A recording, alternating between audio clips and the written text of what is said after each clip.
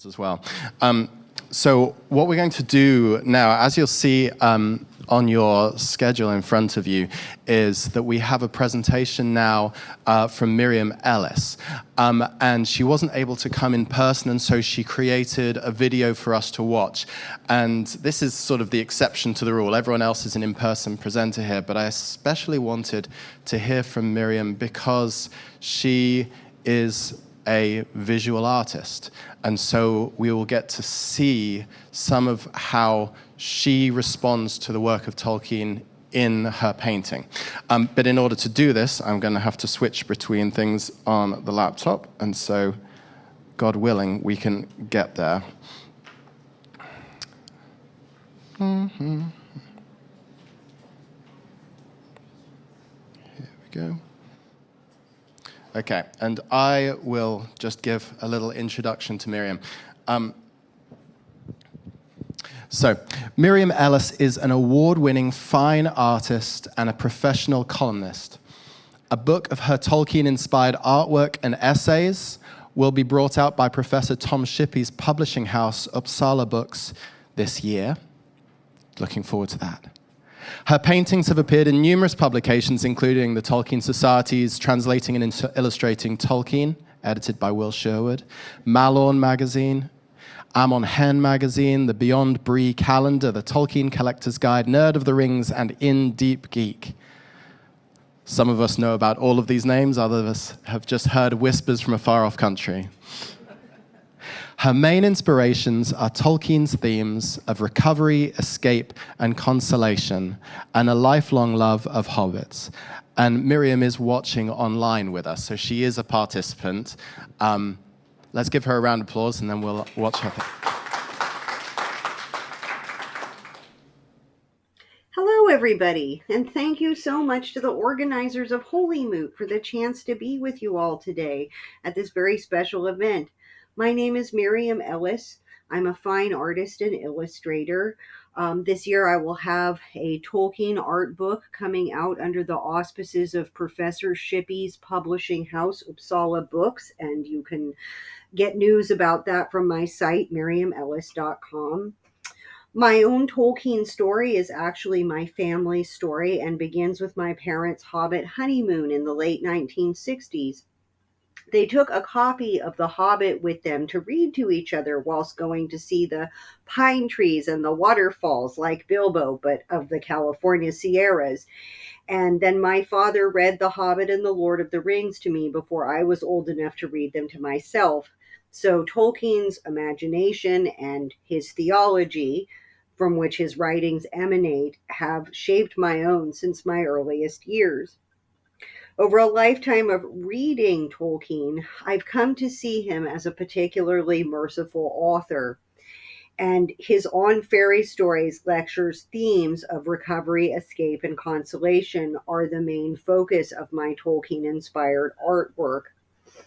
In his Mercy, Professor Tolkien understood that both his characters and his readers needed periods of respite from the difficulties they encounter, and today I'd like to share some of these moments in which the gifts of fairy occur in the legendarium.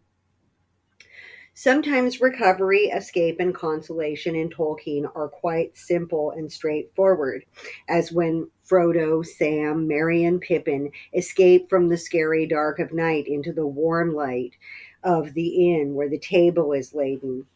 The hobbits and we readers are so relieved to reach this inn where a kind host has thoughtfully devised a whole wing of his establishment just for our comfort. I had to keep enlarging the table in this painting to fit all the delicious restorative foods of this best of feasts. And throughout both The Hobbit and The Lord of the Rings, every period of stress is then mercifully paired with an answering time of recovery. We need these moments. At other times, the themes of recovery, escape, and consolation are so intricately woven that we may overlook the fine threads because we're simply engrossed in the tale. As in the episode in which Strider consoles the hobbits on Weathertop by helping them escape deeper into fairy in the tale of Tenuvial. Here we see Frodo imagining the figures of Beren and Luthien rising in the campfire smoke. It's their story of becoming one another's sources of recovery from loss, escape from the enemy, and consoling love in the midst of Arda Mard.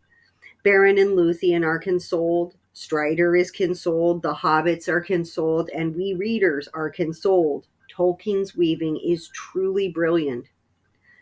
Kind guides and thoughtful hosts fill the legendarium with wondrous mercy.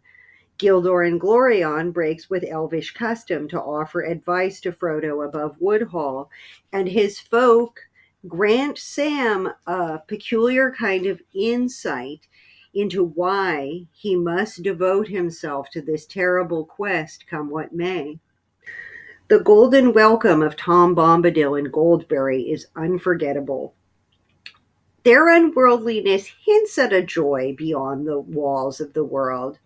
Their table has ready places for their hobbit guests, and the little penthouse is mysteriously prepared to receive the weary wanderers in the old forest, right down to the details of 4 pairs of soft slippers just right for hobbit feet. Elrond's Rivendell is the ultimate refuge in The Hobbit. His fame as a host is unparalleled and inclusive of many kindreds, and he is the wise guide who knows how to read the traveler's map. The mercy and goodness of the last homely house are so memorable that Bilbo will one day choose it as his retirement community. Treebeard's Welling Hall is another essential haven, rescuing Merry and Pippin from the dangers of Fangorn.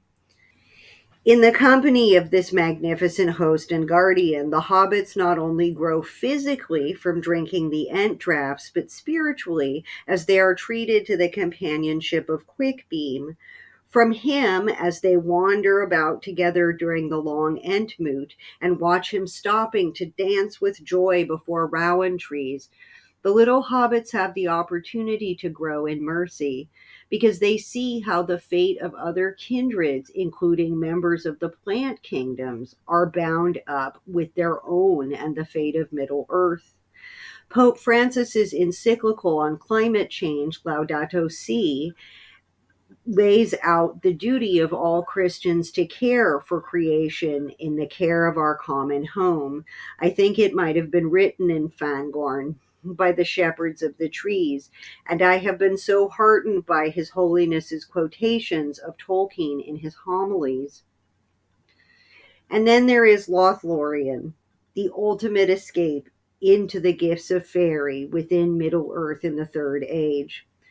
Tolkien's work in this section of The Lord of the Rings is truly awing and facilitates one of the best escapes in the legendarium. I've come to see the crossing of the rope bridge under Haldir's guidance as the beginning of a transition from the hard realities of the so-called real world in which elves and dwarves are ensnared by their shared history of prejudice into a merciful realm of imagination in which it becomes possible for divisions to be healed. It's such a terrible scene in which Haldir insists that Gimli's eyes must be bound, and the old ghosts of suspicion and racism rise, and Aragorn must play peacemaker before the situation gets completely out of hand. It would have served the purposes of the ring and the enemy very well if Gimli and Legolas had destroyed the fellowship from within on the basis of old cultural grudges. But in his mercy, this is not what Professor Tolkien weaves. Instead, he brings us into the reception chamber of Celeborn and Galadriel. Though the host Celeborn at first speaks from his ancient prejudice concerning dwarves, the hostess Galadriel has the holiness to speak to Gimli in his own language, demonstrating her care for him as a person of dignity. Her mercy is transformational, and Gimli, instead of continuing to be deluded by prejudice, comes to revere Galadriel. And what Professor Tolkien does next, it's ingenious. He puts Legolas and Gimli literally in the same boat on the great river, pulling for the same shore for the sake of Frodo and all the free peoples of Middle Earth. They escape the nets of division together. They recover so much that they open their lives to one another, even sharing travels to beautiful places after the ring is destroyed. And they become the consolers of Middle Earth when they arrive with their fellow dwarves and elves to heal and rebuild war torn Gondor.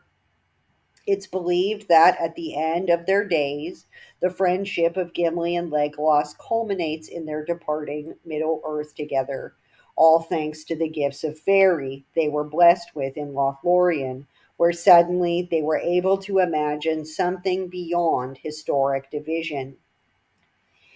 If prayer is part of your daily practice, then perhaps praying for all the peoples of our Middle Earth to have the imagination of Gimli and Legolas could be a worthy subject for contemplation.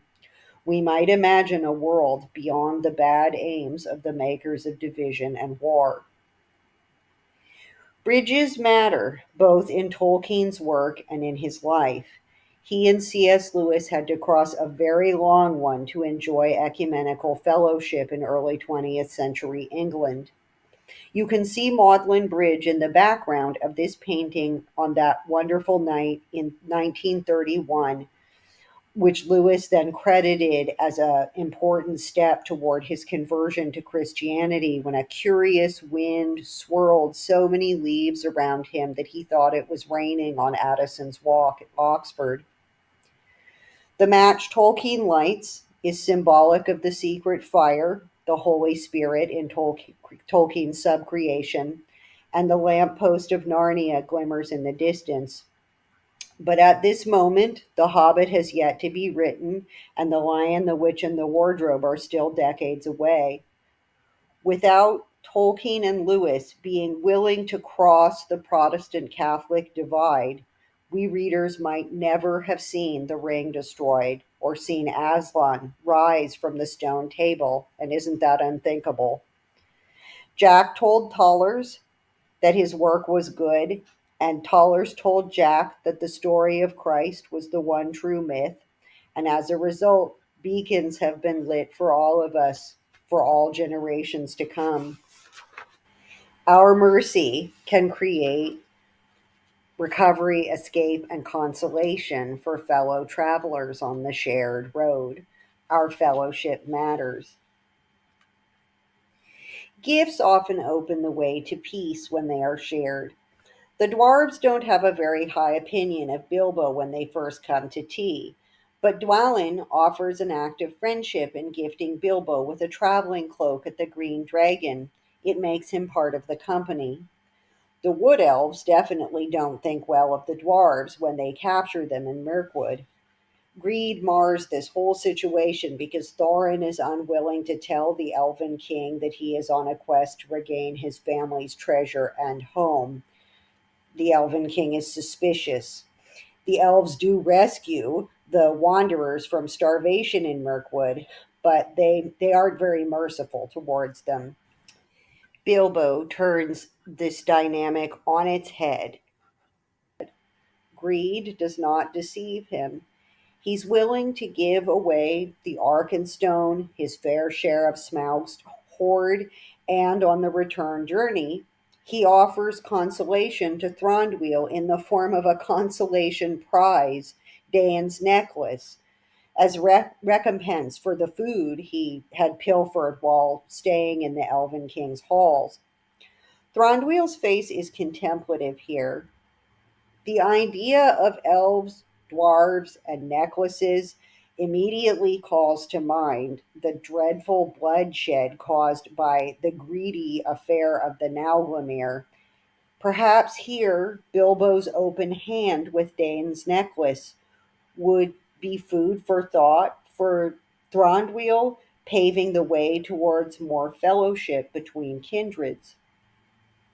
Eomer and Eowyn marked their regard for Merry with the gift of the silver horn from the hoard of Scatha the worm.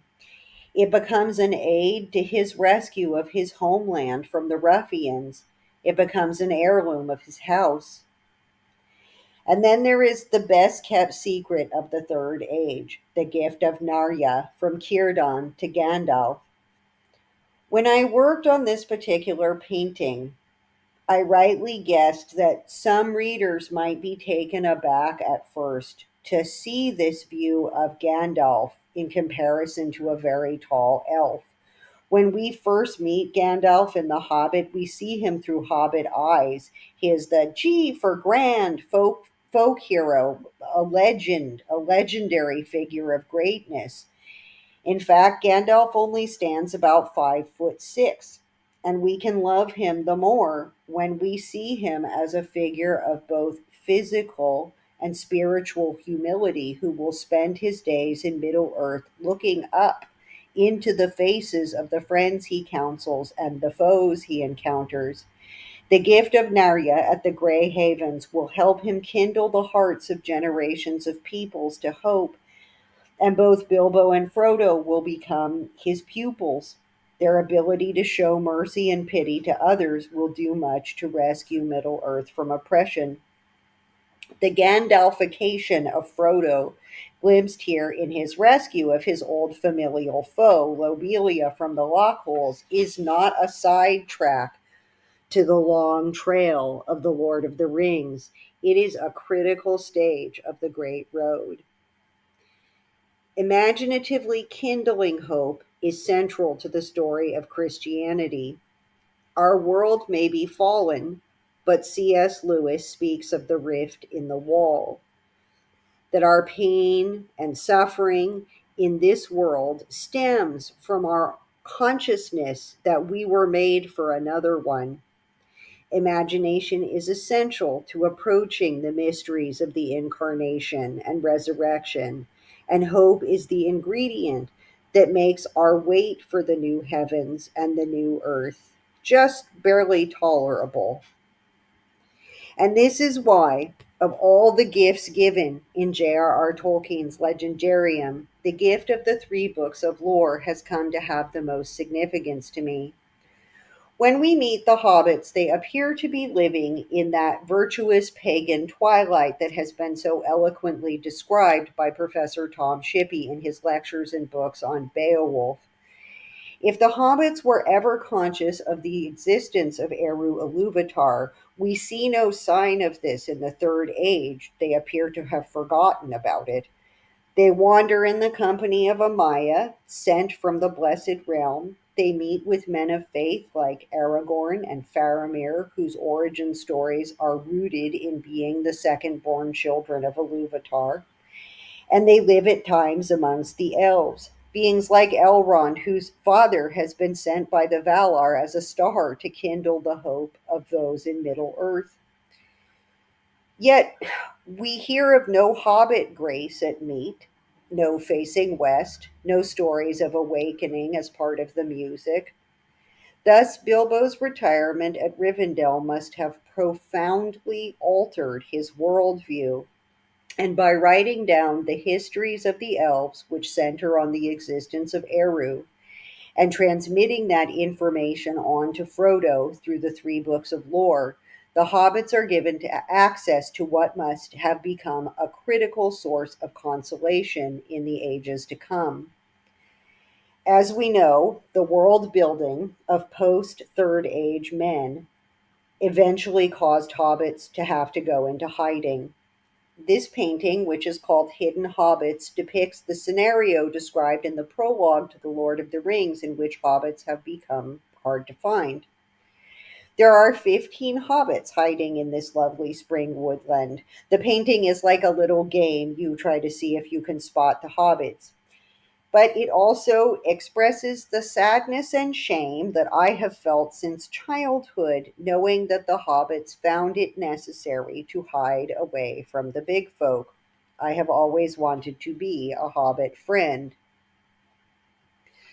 But one thought has consoled me.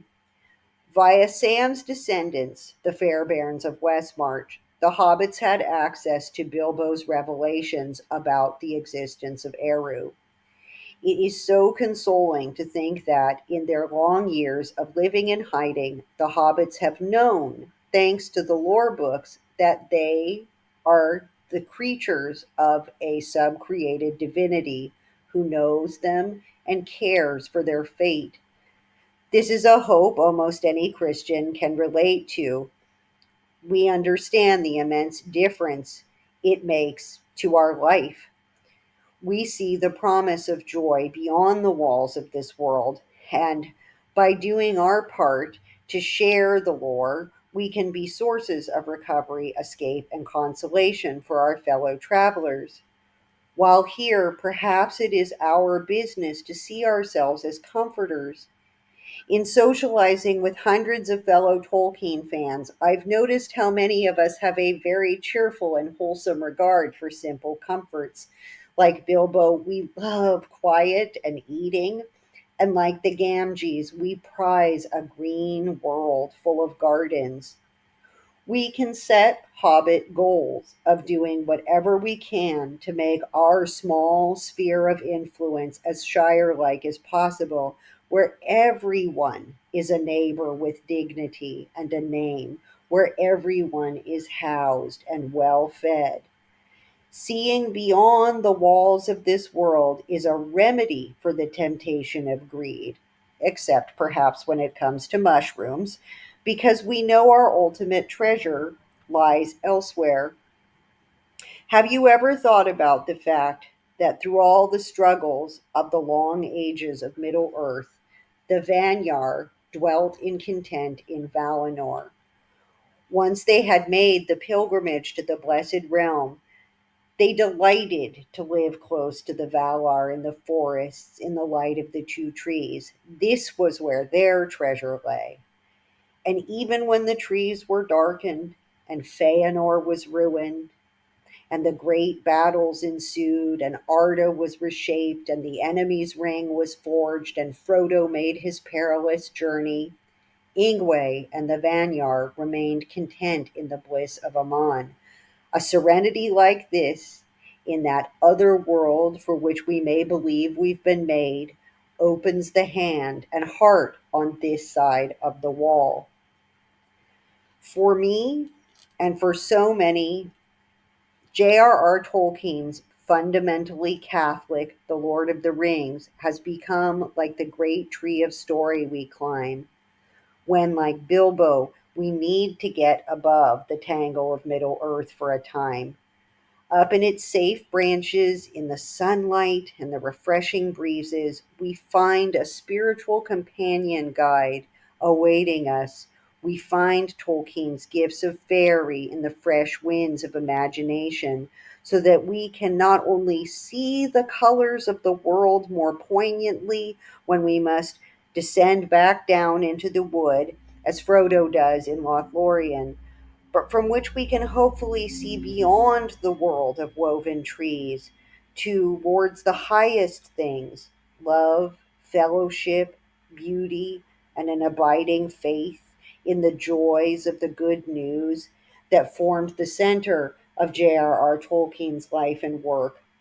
There are no other books quite like these, and perhaps some of the best work we can do in this world is to be faithful keepers and sharers of Tolkien's theology, bound up in his beautiful lore. As Nigel says, it is a gift. Thank you.